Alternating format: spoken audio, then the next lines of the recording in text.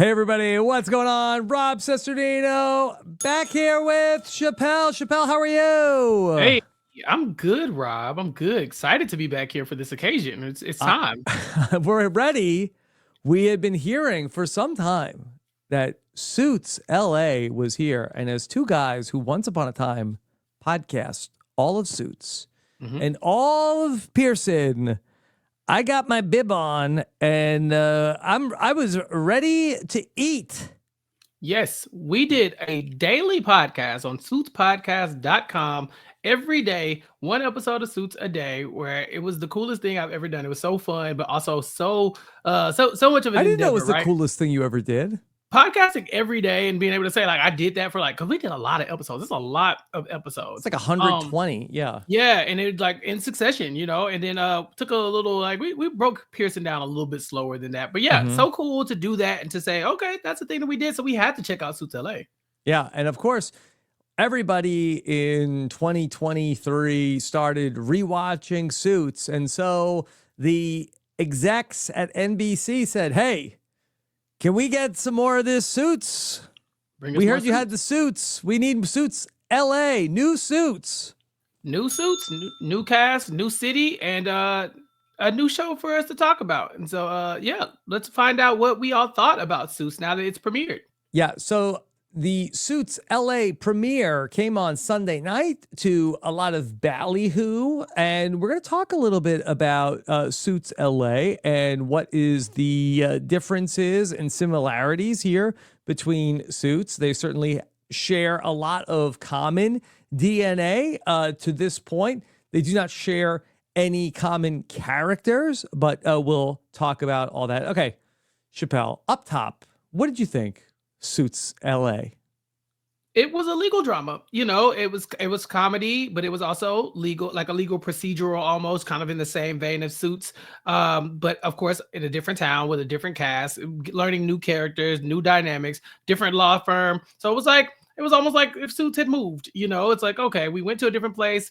It's like if Pearson, Spector, Lit, Hardman, whatever, was like had a branch in LA and it was just called Pearson, Spector, Lit, Hardman, LA, or like Mm-hmm. that. That's kind of how this is. Like none of the name partners are there, but we get a whole different cast of people to learn and try to realize like what it is that they have and bring to the table, and how can they make this legal drama a fun watch like Suits was. Yeah, I thought this was like such an interesting experiment. I think ultimately it's a confusing experiment for me because I feel like that there's like it's almost like a little bit like of a funhouse mirror of Suits of like that there are like a lot of people like, oh, this is supposed to be the Harvey, this is the Mike, this is the Lewis Litt, and like they have similar sort of roles, but it's not exactly the same dynamic between them, but they're sort of like, okay, this is supposed to be like in a Suits world, you need to have these archetypes in a Suits show. And at times, like the editing feels like Suits, but this was just like very confusing for me as I was trying to like figure out like what does Suits mean? Like we had the original Suits, and now we have Suits LA, but what does it mean to be Suits? And what did you land on? It's like, I don't know. Is Suits an anthology where it doesn't feel like that there's any connective tissue between this and these Suits of old? I mean, I guess that there are other shows that are anthology shows, but I felt like that this was kind of like a weird experience for me, other than sort of like the stylistic choices. I don't know how this was Suits. Yeah, I mean, I guess yeah, like in a way, it's like when you say Suits, you think of Mike Ross, you think of Harvey Specter, you think of Lewis Litt, Donna, Jessica, like that is Suits. This is Suits LA. It's like supposed to be like we're also doing the same thing we did in Suits, right? Lawsuits and wearing Mm-hmm. suits, right? We decided, I don't know if that's why it's named that, but that's kind of what we landed on when we did our Right. daily rewatch. And so we have those two things, and I guess that makes this Suits adjacent. And I did read some articles that show like Harvey might be making a cameo. I'm sure that they probably could get a few other people to make a cameo. But like you said, that's pretty much the only through line is they're doing legal stuff, and we're gonna get into the legal drama of it all. Because maybe when they went and looked at the numbers and the critics' responses, they were saying like, "Hey, people really like these stories about going in and the hostile takeovers between law firms and defending these clients and all of those ethical issues. And so they bring that part here, but they do leave like the biggest part, which I think are the characters who really made Suits what it was. Because the things that we loved about Suits was, really a show about the relationship between, at its highest points, Harvey and Mike and Harvey and Jessica and Lewis and, of course, Mike and Rachel had their stuff. I don't know if that was anybody's favorite part of the show, but it existed. It existed. And to me, it just seems so odd to do the show this way and not have it be, and I don't know, like, if any of the principals were up for it, of that, okay, this is, Mike is running his own shop. Harvey is running his own shop. Like, Lewis is running a shop. That even, any of the other characters, like that, how do you have Suits LA and there's not one character from old Suits here? Like, you love Grey's Anatomy.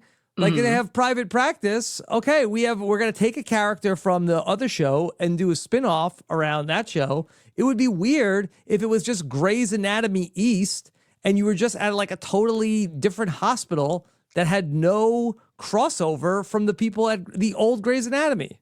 Yeah, it does feel like you should have sprinkled some type of like connective tissue between these two firms. We know that Suits LA is in LA and that Suits proper is in New York. And so they mentioned New York a couple times. But yeah, had they given us a glimpse of maybe Harvey Specter or Jessica or something like that, then maybe it would feel more like this is its own property. Because you could have just named this Legal Drama LA, LA Legal or something like that, and been like, no, this is a different show. Suits, premiered in 2011. So maybe they're trying to make this stand alone, as if like you don't have to watch Suits to care about this, right? Like if you just turned on your TV today, you've never seen an episode of Suits because it was, 15 years ago at this point. Then yeah, maybe this is gonna be a show you can latch onto, build your own new characters and your own fun. But for the OG Suits watchers, I think we're looking for some of that Suits DNA, and there wasn't a lot of crossover, at least in episode 1. At least in episode 1, and you're right that we may see Gabriel Macht at some point in the series, and I think probably like in these next couple episodes. But there's no mention or hint that he's coming or that that any relationship to the people. And I do wonder maybe if they had the pilot and maybe somebody got the same note that we're saying right now, of like, but where are the Suits people? They like then bring them in some of the future episodes, and maybe that's going to be something that happens, but I'm not so sure I'm gonna like be sticking around until that point when we get there. Yeah, I mean, I'm gonna check it out. I want to see. I mean, because imagine Harvey comes back and he does something cool, and then everybody's talking about Harvey Specter, and you missed it. So I'm gonna keep one eye on Suits LA for sure, just to make sure that, like, hey, if there's something, if Jessica Pearson comes back, right, or if Louis Litt comes back, I want to be able to be like, hey, that was a cool thing that happened. Maybe that'll make it feel like more like home. But I don't begrudge anybody who saw this and was like, hey, this is not my Suits per se.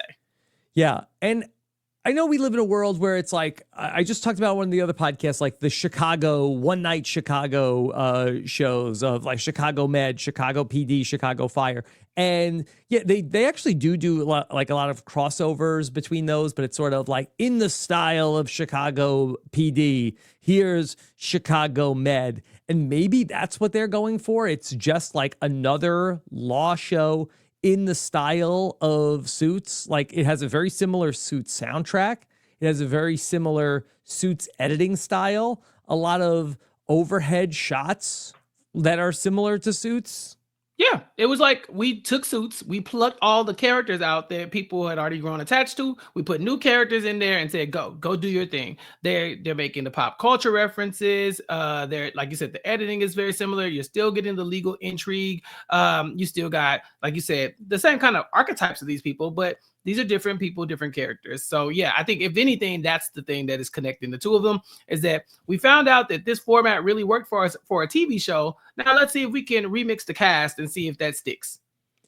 I will also say that I found the story of this first episode to be very wild to follow for the first episode of a show, because I feel like that one of the things I loved about Suits as sort of like a workplace comfort show to watch was that we really got to like, okay, we're going to live in this world, all of the characters and the relationships, and be at the firm. And like, it feels like we're kind of at home in that universe a little bit in the beginning of the episode, where everything, it's like, okay, we're at the law firm, we're meeting all the characters. And by halfway through the episode, that whole world is shattered. And we're sort of like in like, season 6 or whatever of Suits, where it's like the whole building is cleared out, everybody's gone. It's like, I didn't even get to know anybody yet, and the whole thing is gone. Yeah, they're jumping right into the conflict with this one. We have basically Stewart, who is betraying his partner Teddy. They built this law firm from the ground up, and Teddy is a jerk. They don't like Teddy. Teddy, like, he's good at his job. He's very rich as well, because that's what they do in Suits. But he doesn't have the Harvey Specter, swagger, where you could say things to people, threaten to beat people's asses, and people still like you. Like, he kind of threatening to beat people's asses, and they're like, I don't want to work with you no more. And so, after a dispute with Stewart, and really just like calling him out and saying mean things about him, his partner of 15 years has decided, no, I don't want to work with you anymore. And I'm going to steal all of these lawyers. We're going to poach your clients, and we're going to go and start our own law firm. And so, yeah, we're starting right in on like the Daniel Hardman saga, Right. So let's just go through some of these characters. You mentioned the main character, Ted, Stephen Amell. He comes in and he's basically new Harvey. Yeah, but like, again, if Harvey was not likable, like Stephen Amell's character here, Teddy, people are saying like, you're good at your job, but the way you treat people matters. With Harvey was so like shiny to everybody that he could treat people like shit, and they would be like, oh, at least he wins, right? He always wins, and like, we can give him that. And then Harvey would make it look good because he was winning, he was rich, and all that kind of stuff. Now, of course, his personal relationships did kind of falter with certain people at certain times, but for the most part, Harvey, whether they liked him or hated him, they all respected him enough to where they could just give him his space to let him cook. Where here, people are jumping ship. They're like, nah, Teddy, you ain't Harvey. You got a bad attitude. I don't like the way you was talking to me. I think Rick had an issue with him in this episode. Stewart had an issue with this episode. Erica had an issue with him in this episode. We didn't really see that with Harvey a lot of times. He always kind of kept everybody at least good enough in their good graces so he could get stuff out of them, at least. Okay, now let's talk about Stewart, who is played by somebody who you watched a lot. That it's Stuart Lane. Sorry, Josh McDermott is the actor who plays Stuart Lane. Famously, Eugene from The Walking Dead is here. Yeah. Top 5 worst Walking Dead character of all time. Oh, you were very anti-Eugene? Very anti-Eugene. I'm not going to spoil The Walking Dead, even though whatever, it's been 50,000 years. But Eugene does something in that show that's unforgivable, and I will never let it go. Okay. But here we got Josh as Stewart, and we're giving this this picture of Stewart as like, he's a good lawyer as well. He works in criminal defense. He's good partners with Teddy, but about halfway through, we see Stewart's teeth. He does not love working with Teddy anymore. He feels disrespected. It's like, you don't respect me, and it shows. And so in response, he decides, I'm going to do this merger without you. I'm going to take your clients, and then me and your ex, Samantha, are going to take over your entire operation here. And so Stewart is, in a way, is like, he's like the bad guy, but not really, because if you squint, you can kind of see exactly why he did what he did. And with everybody echoing it, it's very clear that although he did a bad thing to Teddy, we're not connected to Teddy enough to just take his side. With Harvey, I think we follow him off a cliff most of the time, but not this time. Right. I think that Stewart is very much in the vein of like Lewis, where he's like kind of obnoxious, like definitely he's not as fun as Lewis, and you know how much I love Lewis Litt, but I think that, okay, we're going to have like the guy who's going to be the foil to our proto Harvey. We need some kind of like pseudo Lewis. Yeah, this is like if Harvey and Lewis were always partners, right? Like, we know they had a very tumultuous relationship. They were basically frenemies at best for most of Suits. But here, these two, they were really close, it seems. And just like Harvey would disrespect Lewis, Teddy disrespected Stewart. He doesn't care for the idea that Stewart is a defense lawyer and that he would defend people who are potentially guilty. That's not Teddy's bag. Harvey did not care. Harvey would defend anybody. He did not care. Sometimes, unless you committed adultery. If you cheated on your husband, he was not about that life. Right. But for the most part, he wasn't drawing any hard moral lines in the sand. But Stewart, he does something that Teddy doesn't respect, and in response, they kind of it seeps out that he doesn't respect him. And so, yeah, I could see some of the DNA there for Lewis and Stewart, but not a lot, not a ton, but just the fact that it's like one of Harvey's friends that he's definitely at odds at right now with. Okay. Also, that we see that Ted has a guy who seems like that is like his protege, and it feels like, okay, this is going to be our Mike Ross type. Right. This is Rick. And maybe the show is like going out of its way to sort of like play with these expectations of like, oh, you think this is Mike and Harvey? Well, guess what? Rick's also going to betray Ted in the first episode. Yeah, I think this show is really starting off with a flawed character in a way that Suits did not. Suits gave us Harvey as if Harvey was almost perfect. And then Mike comes in almost like his protege. But in the early days, he was just like this kid that Harvey was kind of dragging around because he could use his superpower for good or evil or whatever, what Harvey wanted to use it for. He just wanted to wield Mike's photographic memory. Here we have Rick, and we see that they're very close. But Rick has also identified that Teddy's sometimes not a great person.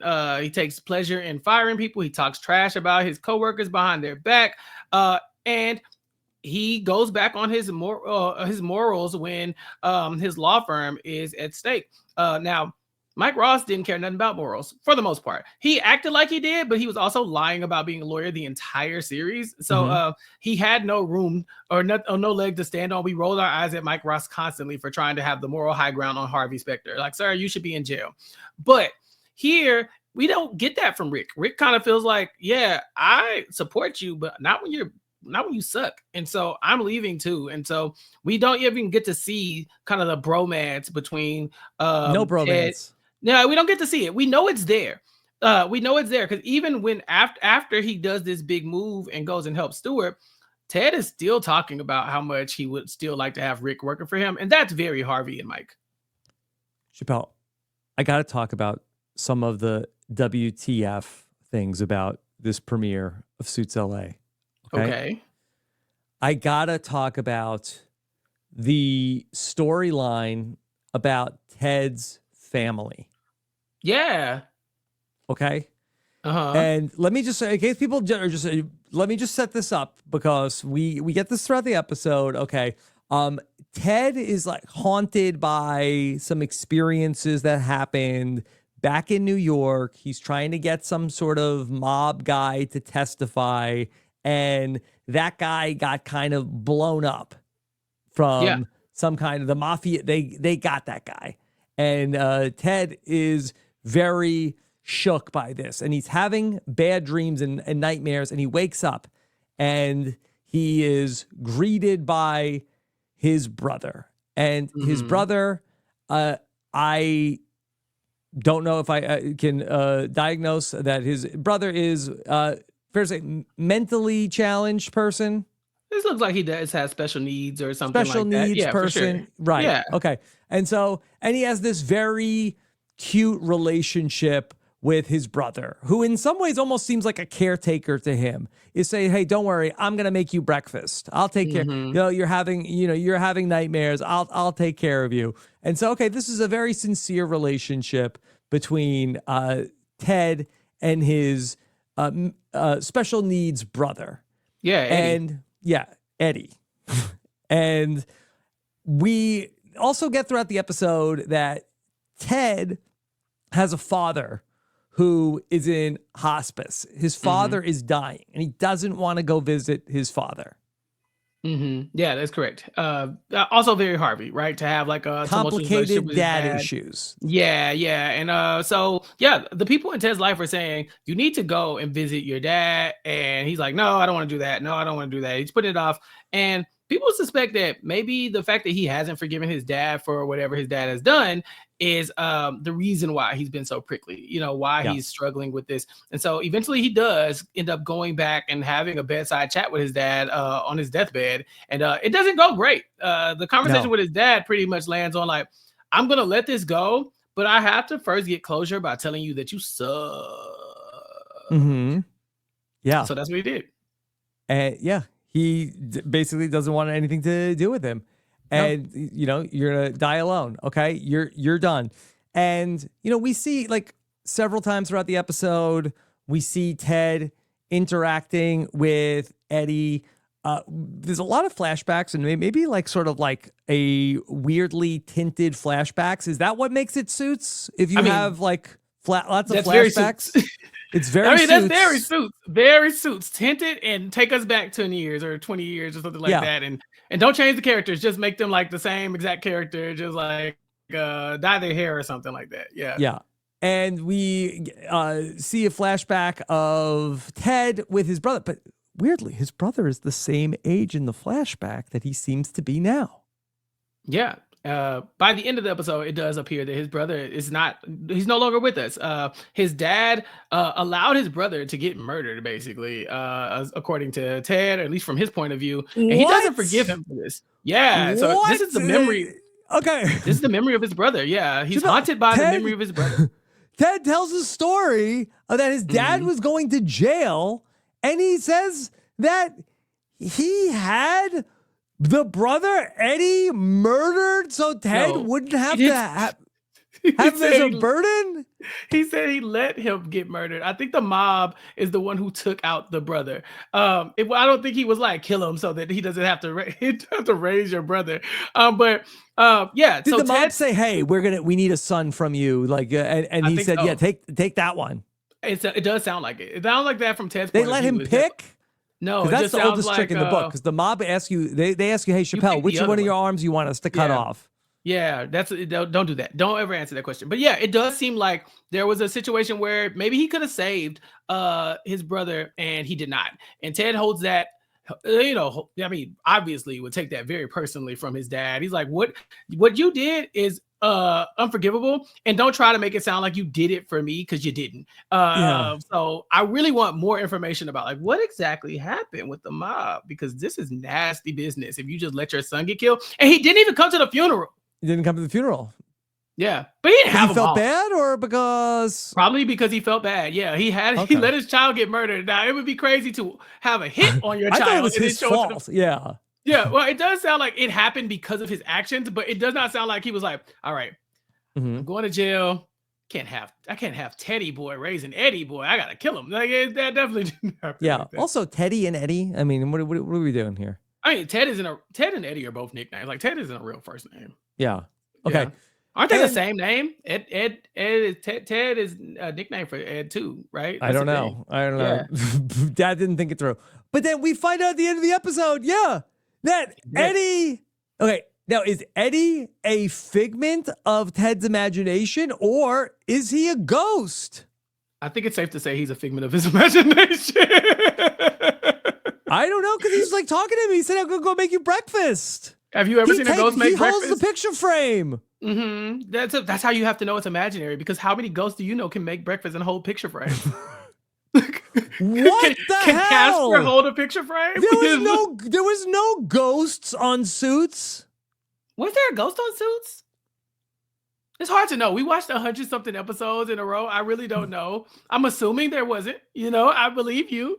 Do you think that this is maybe like the Mike Ross like supernatural abilities that Ted can see dead people? How did you get here? No, the woman literally says, it seems like Ted is haunted by the things that happened to him in New York. And nothing haunts you better than a ghost. I think this is just the memory of the stuff that's happening. If you think about it, even in the moments where he's having these moments, they're like, he wakes up from the dream, obviously. So, I mean, if you're half asleep, you could probably imagine yourself talking to your younger sibling or your other sibling that's passed or something like that. The one other time he shows up drunk and he just needs somebody to take care of him. It looks like he's latching on to the memory of his brother. It's kind of like his last connections to home. I mean, think about it. His dad's dead. We don't hear about his mom at all. This might be the only positive memory he has about his family. To me, this is not haunting. This is like the opposite of haunting. This like if I have like a loss and I have this loved one that's gone, it's like, oh my God, I'm never gonna talk to them again. Like I wish I could I wish I could talk to this person that I've lost. Like it's not like that they're sitting right here and I get to talk to them all the time. Yeah, I mean, it's still imaginary, Rob. He's not actually talking to him. Like this is not a real person. It seems like he's getting a lot out of these conversations. Is he? Yeah. What, like breakfast? He's having a bad dream. The ghost of his brother's like, oh my God, Chappell, you're having a bad dream. What, did you drink too much last night? Come on, let me take care of you. Let me make you breakfast. Yeah, if his brother wasn't there, I'm sure he couldn't come to that either. You know, like I think he's gonna have to wake up and make himself breakfast eventually. I don't think this is an actual apparition. I think he misses his guy, you know, and his guy was his brother. He seemed like he very much loved him. This took me out. This is incredible that this affected you like this, because I was like, oh, it just felt like one of those, like, it's a cute Let twist. me know in the comments if anybody else reacted to this way, because I'm like, what? I was like, it's a memory. It's okay. You know, like it'll be okay. I think for me, now if he shows up in the next episode and the first thing we see is his brother like answer the door, I'm like, all right, it's a ghost. You know, is he a series regular, the brother? Right. I have to believe he's not, considering he's dead. So maybe, but again, maybe we get so many flashbacks and Suits proper that it would not be out of the realm of possibility that we revisit this character a bunch. Yeah. Stewart alludes to Ted's big secret from New York. Were any of these things that we saw in the episode the big secret that Ted had? Well, we know Ted got Billy blown up. So Ted had a witness that he really wanted to testify on his behalf, and Billy, it was his name, and Billy was like, no, I'm not doing that. And he's like, yeah, what about your daughter? He's like, yeah, but the mob is going to get me. Ted was one of the, like, I guess he was like up against the mob, right? That was his old career. That's why he hates defense lawyers, because like, I could never defend somebody who's guilty. Like he was basically, he thought he was Batman, right? He was like living in New York thinking like he was fighting crime and doing the greater good. And then all of a sudden, just mysteriously, he ups and moves to LA and starts a new life as a entertainment lawyer. Now, something happened and I need to know what it was. You know, like that's kind of where I am. So I don't know what it was. He's going to tell everybody that he got this other guy blown up? I don't think so. It's something about the mob. Maybe he's just hiding from the mob in general, right? Like he's like, if you try to sue me, I think that's what he says. I think he says, if you try to sue me, it's going to come out what happened that you did. And I'm like, him going up against the mob very publicly and then moving across the country. Like he moved like Will Smith style from the East Coast to the West Coast, okay? To move with your auntie and uncle in Bel Air, right? He did that. So this man had to done something crazy to run away like that. Like he got in one little fight and his family got scared. They blew up a man in front of him. Billy blew up like 3 inches away from him. It was crazy. And you know what this man did, this psychopath did after Billy blew up? He kept working. He goes to like the hospital, like, hey, okay, when Billy gets up, can you get him to testify? They're like, Billy is dead. He's like, okay, but could you lie about it for a little bit so I can get some cover from the mob? Like he was determined, hell bent on fighting crime. And so, yeah, whatever he did, I don't think they've explained it to us well enough for me to believe that it wasn't like incredibly bad, because he moved all the way across the country, switch coasts even. Do you think that the Ted and Stewart law firm, I mean, we're not lawyers, but their law firm of entertainment law and criminal defense, this seemed like kind of a weird tandem. Yeah, you have your OJs, your Diddy's out there, but it seems like a weird thing to be under one roof. Well, they started there, right? It was, I guess, they're too special. Well, that's the thing. Entertainment law is not his specialty. He just did that because he needed a job. He said he went to go live on Stewart's couch. And so I guess that's like the best they could do. Like, okay, we got to get you out of fighting crime because that didn't work out. Obviously, look at the mob. And so, yeah, pick something innocuous that no one's gonna like ever think to look into too much or whatever, that you could just do, make a lot of money, not make any waves, stay out of the way. He picked Hollywood. He was like, okay, I'll do entertainment law. And I guess over 15 years they've now expanded, because they even got a lady in there doing pro bono, some lady named Amanda. She just popped up randomly. Some lady named Amanda. Okay, yeah. Right. It's somehow in their entertainment law. Okay, maybe that the ghost was not a bridge too far for you. Okay, but it wasn't a ghost. It was just a memory. It's just not an actual ghost. Then what's the difference between the flashbacks and then the ghosts? The tint. That's the difference between the flashback and the tint. I mean, and the memory. If he was in a different filter, it would help me. Yeah. Okay. Because it just seems like weird. Like either like have a flashback, or like Or have when a you're ghost. having a conversation with the person with the apparition. I don't know. All right, was it not a bridge too far for you of to have as himself John Amos? So I read in an article somewhere that that's going to be a through line here at Suits LA, is that because they're in LA, they're going to have actual celebrities playing themselves. No, it's not a bridge It's too like the far. Love Boat. We had actual celebrities playing themselves in Suits A proper. couple. We had like Charles Barkley showed up. Yeah, and you got John Amos in this one. What's the difference? Well, it just seemed weird that John Amos is like coming in and like giving like all this advice. Like he knows all these characters for forever. He's like, listen to me. I got 82 years of life experience. You go talk to your dad. 84. He's known this guy since he was a kid. He said, well, or at least a very long time. He does seem like he's been around the block a few times when it comes to this law firm, because although this hostile takeover was happening, he didn't have to worry about John Amos leaving. He knew that he was going to be there for him. And I was like, that's the John Amos I know. So that wasn't weird for you, John Amos as himself, like counseling all of the characters. We had celebrities in Suits proper, including like, and he didn't counsel all the characters. He just talked to fake Harvey. No, and Rick. What did he say to Rick? He wanted like a part in a thing, and they wouldn't get it for him.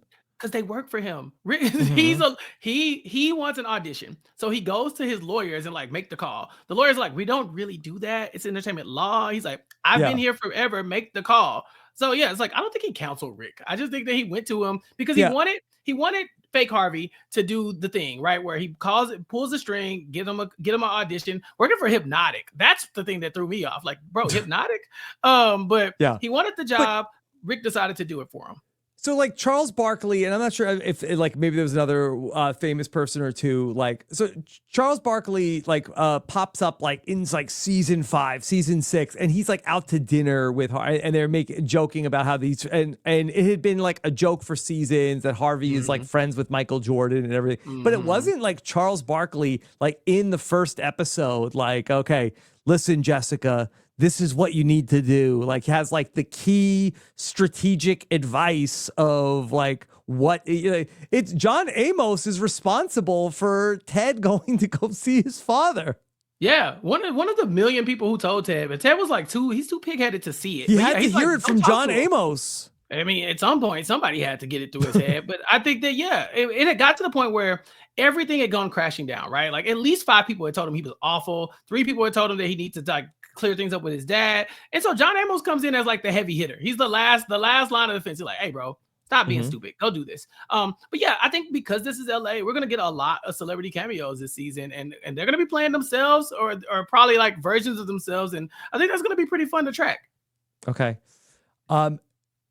We also, you mentioned the woman who's in the office, who's doing the pro bono work. Is this the love interest for Ted?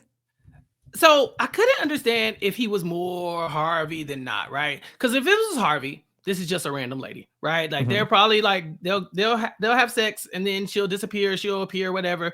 But so that's kind of the thought I had at first, because he was being a jerk to that lady too, and she really wasn't going for it, right? She's like, I don't need your money, I don't need your work, I don't work for you, XYZ. But then eventually she goes to flirt with him. So I think there's still some more of that like playboy millionaire like DNA that they really wanted to make sure that we still got in this version of Suits. I don't know if she's gonna be a long-term relationship person, because it does feel like he's still tied to his relationship in New York with Samantha. But I can see them hooking up at least. Okay. Erica is another character in the show who that her and Rick were sort of vying for who's going to run the entertainment division, but she's the only person who really stayed loyal to Ted and is going to stay on working with him. What do you think of Erica? Yeah, it's like if you took Mike and Katrina and then like divided them in half in like a random like assortment. It doesn't have to be a complete half, but just kind of like split them down the middle. And then you have like Rick and Erica. You have Rick, who is Ted's favorite. He loves him. That's his Mike Ross. He's like, all right, you're next up, buddy. But Erica is like, I'm better than him. You have to give me a chance. I can do this. So she's giving very much like the Katrina vibe, but like, no, I should be next up. And everybody knows. No, Rick's the guy. Like Rick is going to get the job. Ted would never not give him the job. But we find out in this episode that Erica's a little bit more loyal than Ted is. Rick actually gave her some pretty good advice. He's like, hey, you need to stop. Like the reason why you don't win in life is because you pick your side after you see who's winning. And she's like, oh, okay. So I'm gonna ride this out. I'm gonna ride this out with Ted and see what happens. Meanwhile, Ted is suspicious of her because why would he trust her? She's probably thinking about taking a better job. She can't get this department head job that she wants. He refuses to give it to her. Come to find out, Ted was wrong. He was wrong. Rick was the one who could be swayed by Stewart. He didn't like the way that Ted was treating people. And so now Ted and Erica are the new pair. She's the new Mike Ross, at least in office. Chappell, let me ask you if Suits in 2025 works the same way that it did in 2011. That, okay, we're in the office. Nobody's in Suits world. Look, everybody's back in the office. Nobody's working virtual. Right. We have like very flirty, like sexually charged exchanges going back and forth. I know at my job, I just had to take a sexual harassment awareness course that was mandated by law. That, do you feel like that does the like sexually charged vibe still like play true in like a 2025 workplace? Yeah, I think this is way less sexually charged than Suits proper was. Suits proper was like, oh, y'all just kiss, like all of y'all kiss. Everybody, I don't care who it is, just start kissing. But here you gotta get like one suggestive joke from Rick to Erica where she's like, I'm gonna be on top of you. He like, you wish. And I'm like, okay. So I kind of squinted at that, like, don't like that. But aside from that, it kind of stayed clean. I even saw an article today that said that Suits LA is going to have less cursing. Suits was famously all about the goddams and the folder slams, and seems like there's going to be a lot less goddams and sexual harassment at Suits LA. Yeah. Okay. Do you have any other thoughts on Suits LA? No. I mean, the first episode was, like I said, very different. I think to me, of all the things that stand out to me is like why this isn't the Suits that I remember. To me, it is because the memory of his his dead brother is not the reason. No, it's honestly Mike Ross. I think for me, Mike Ross was the character, and it was very USA of the time, right? Where you have like a character who is seemingly normal but has some type of like special technique or ability to do something that really helps them as a crime fighter. We see that in another show that's on right now. High Potential, I think, is one that's like that. Psych was like that. I think Monk was like that. Like very much just like we brought in this person. They're not actually a cop or a detective, but like because they have these other things that they can do really well, we're gonna keep them around and really use their superpower. To me, like talk to dead people. And to me, Suits was more like, are we gonna find out Mike Ross's secret? I think that's where I was for Suits. I was like, how long can we keep this charade going? Who all knows? Is Mike going to go to jail? How many of these lawsuits are we going to be able to get through under the radar until Mike is caught? And what happens when they all get caught? Do they all go to jail? Do we get them out of jail? We explored all of that in Suits, and we don't have anything like that. Any like overlapping intrigue to kind of like almost like as a side mission to the actual legal stuff. The Mike Ross drama was very high on my priority list. It's such a good point because you could like tell somebody like, oh, what's the show Suits about? Oh, it's about a guy who isn't really a lawyer, who is faking his way through because he has a photographic memory at a law firm. Like, oh, okay, that sounds interesting. Like, I know what that show is. Like, explain this show to me in a sentence, Chappell. Right. It's not the same, right? It's definitely not the same. This is like we got a guy who used to go up against the mob, who's now an entertainment lawyer, and his law firm is split in half because his homeboy left him, and now he got to do law by himself. Like it doesn't really line up in the same way that Suits had a very clear, like, this is like, it's a very campy story. It's not realistic. This guy just like photographic memory in his way through law school and all the other tests that go along with that. And then also, passing the ball, all the things that Mike Ross was able to do with his amazing superpower. He couldn't see ghosts, but he could do all that other stuff. Yeah. And that is one of the things that I think was a draw to Suits that Suits LA definitely is missing. A couple other things, shared DNA. Is it Suits because they're Yankees fans? Is that what it is? If that people love the Yankees, that's what gives it the shared DNA from being a lawyer on both the Suits shows? That's a good question. because we did get, I mean, because they're from New York, right? Like he was from New York, and so he moved Mm-hmm. across the country. I guess he didn't switch teams. So yeah, I guess Mm-hmm. that's still very Suits. Yeah. Yeah. Okay. How about this? Okay. How about this? Was this an Easter egg or is this what Ooh, makes the show Suits? Okay. We had somebody caught on a dictaphone in episode 1 already, right out the gate. I The must have old missed it. dictaphone. Who? Oh yeah. So yeah, that was crazy. So yeah, I didn't even think about that. I guess it's technically not a dictaphone. I guess it's probably just a regular phone. Did you peep if it was like I, because you it seemed you like he was know playing something for him, but it was like, yeah. oh, the old Lewis Lick dictaphone trick. I mean, Suits kind of revolutionized the like, hey, let me catch you saying something that you really didn't say in that terms and then flip it over on you. Yeah, Yeah. he goes to this guy.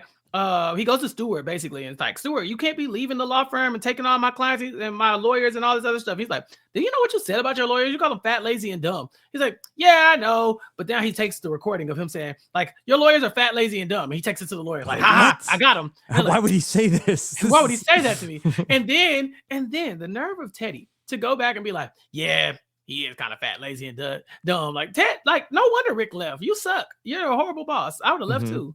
Yeah. Okay. So, Suits LA is here. Suits LA. I'm not sure what night of the week it's going to air on after this very special Sunday night treatment. I don't know either. I have been seeing, obviously, for the months we've been tracking, like, okay, where is Suits going to be? Where the time is it coming on? I think people are setting their DVRs for Suits LA, but I don't know the schedule. I'm not sure. I know, obviously, like you said, big first premiere, but then like, what happens after that? I would love to find out. What happens after that? Some mixed reviews out there for Suits LA. Yeah, look, I'm probably apparently it's a mixed reviews across the board for like shows that, I mean, again, Suits was one of those shows that for the people who watched it in time, it popped then for some reason it spun the block years later and popped again. So there are people who like Suits, like yourself, who showed up for Suits, years after it was over and like really enjoyed it. So I'm like, Suits LA, probably is not starting on as high of a high as Suits had hit, but I don't know if it has the potential to get there. It's one episode in. Can it be as good as Suits ever was? Mm-hmm. Do you need a Mike Ross character? Do you need Mike Ross himself? If they brought in Mike Ross, like if you had to bring a character from the Suits universe, do you pick Mike Ross or do you pick Harvey? I think that probably Mike would be the more, although Mike is so sanctimonious. He is annoying and I hate him, but also his superpower is kind of what made Suits cool on like a different level, right? Where it was like, you can have Harvey work at any law firm, but Mike Ross has to work at a specific law firm with a specific set of skills. And he did give up being a lawyer. It's a whole thing. So I don't know. Maybe that's what it's missing to get that extra bump for some of the critics. Chappell, I know that Suits aired weekly on USA and was, a solid hit back in the day for USA, but it became a phenomenon when people started binging it. Do you feel like that it was a mistake to drop Suits LA as a weekly show? Because I almost feel like that. I wonder if maybe like just dropping the 10 episode season on Peacock might have been the better way for Suits LA to potentially find an audience, where it's like, hey, like you've been binging Suits. Well, now like come to Peacock and now you can binge the first season of the brand new Suits. Binge D's. Yeah, I could see that for sure. I complain a lot about the weekly model versus the binge model because sometimes when you wait for a very long time, you get the binge model and then you're like, damn, that's it. I don't have anything else to watch. But I do agree. I think that Suits is like comfort TV, right? You watch it and then you walk away from it, and then you come back and you watch it and you walk away from it. But like as far as like appointment viewing, I don't know about that. Like I remember watching Suits in the real time, and although I was very excited when it came on, like if you watched it later on, I don't think nobody died, right? You were fine, right? Everything was cool. Like it's not like, oh my god, y'all spoiled Suits. I was like, yeah, you could spoil Suits, but for the most part, especially in this first couple episodes, not really one of those like, you got to be there in the moment to watch it at the same exact time every week kind of shows. So I could see that. It's looking like based on this article, the next episode is going to come out on the 2nd and then the 9th. And so it looks like it's going to be a Sunday show. Sunday show. Okay. Yeah. All right. Prestige TV. That's going up against the White Lotus. Crazy talk. Again, what What I'm are you not sure doing? if the time slots line up. Yeah. Yeah, I don't know time slot, but yeah, still going up against the White Lotus would be wild. Like, give Mm-hmm. people a chance to enjoy the show. Yeah, I definitely feel like this could have been a Peacock. Yep. Okay. All right.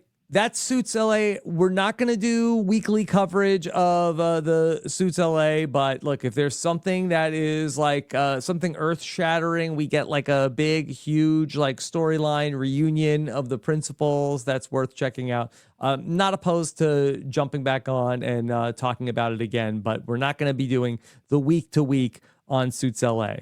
Yeah, that's a lot for Suits. I think that we did Suits proper. It was a fun project. It happened. Suits, we'll always have suitspodcast.com. We'll always have Suit Yourself, the podcast feed. If you're listening to this and haven't listened to that, go check that out. Check it Go out. subscribe. We got 130 Suits podcasts waiting for you. Yeah, go listen to all Go the for the tapes. ride of a lifetime. Yeah, and then end it here with Suits LA. I think that would be a total like a great example of like how you can enjoy this show and still enjoy the heyday, right? If you just binge Suits and didn't check out suitspodcast.com, Suit Yourself, then go check that out. But as far as Suits LA goes, yeah, like we don't have to cover this week to week, but if let us know though. Like if Louis Litt shows up and does something cool, we got to know. Tell us. Okay. All right, Chappell, what other exciting things are you working on? I'm over on recapkickback.com, working on the podcast over there. I just dropped the 10 greatest TV shows of all time podcast with Mari. According to me, my 10 greatest TV shows, where I talk a lot about like how I ended up here talking about TV with you and the shows that I watched that got me there. And it was a ride. It was also kind of therapeutic because maybe I should have talked about that in public. But yeah, check that out. And then also we had a Brent Steele recently where we pitted all the black cartoon characters against each other and a game of Survivor, and we podcasted about that and we posted our YouTube videos, so check that out too. But a lot of good stuff over on recapkickback.com. Go subscribe, recapkickback.com/subscribe, or go to our YouTube page, youtube.com/@recapkickback. Okay. All right. Thank you all so much for joining us here to talk a little bit about how Suits LA stacks up. We love to read your comments and your feedback, and let us know what you think here on YouTube. Take care, everybody. Have a good one. Bye.